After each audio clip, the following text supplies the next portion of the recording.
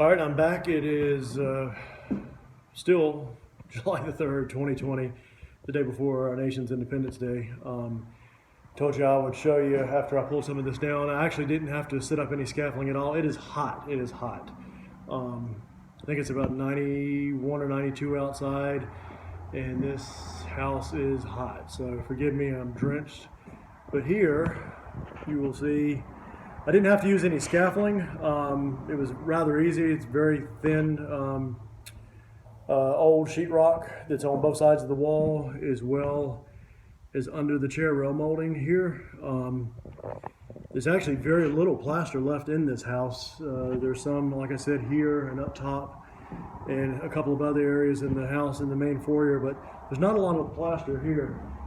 If you'll look at these beams are absolutely amazing. There is some, excuse the poor pronunciation. There is some damage here from some water and bugs, but not bad. But the thickness of this, and it's been braced with some type of tongue and groove. I'll know more when I get in it. It was braced on the side. This is probably balloon construction, I believe is the proper term, which means it runs from here to the roof.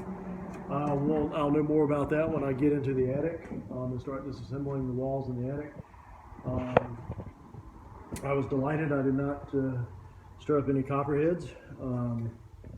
Huge mouse nest right up here. I'll dissect that. There's usually fun stuff in mice nest.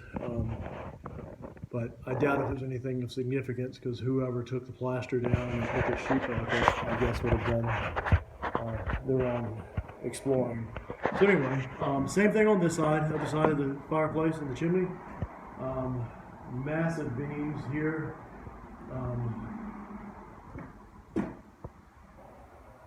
They appear definitely to be hand hewn.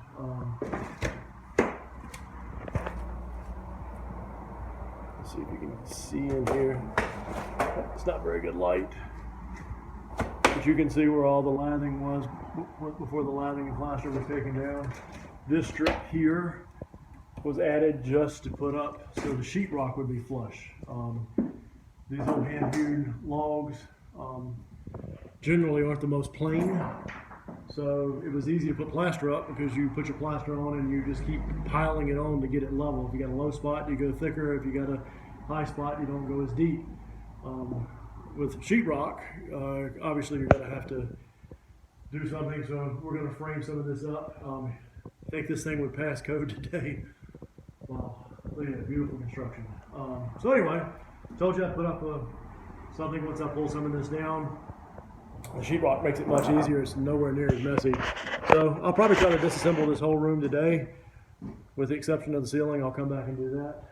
But just want to show you the progress of this and the age of this house. I think there's probably a lot of stories to be told through this process. Can't wait to discover them. Thank you guys. And I will be remiss. Anyone watching this that has old property, I'm going to be in need of heart pine floor. I'm going to sit this house on a full-size basement. It'll double my square footage.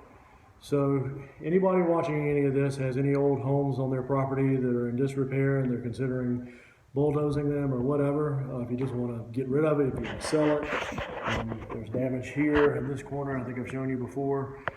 So I'll need some early heart pine floors to save this old home and put it back as close to its former self as I can. So please reach out to me on this page if you know of anybody, or if you have any. I would be grateful. Thank you guys. I'll talk with you soon. Thanks.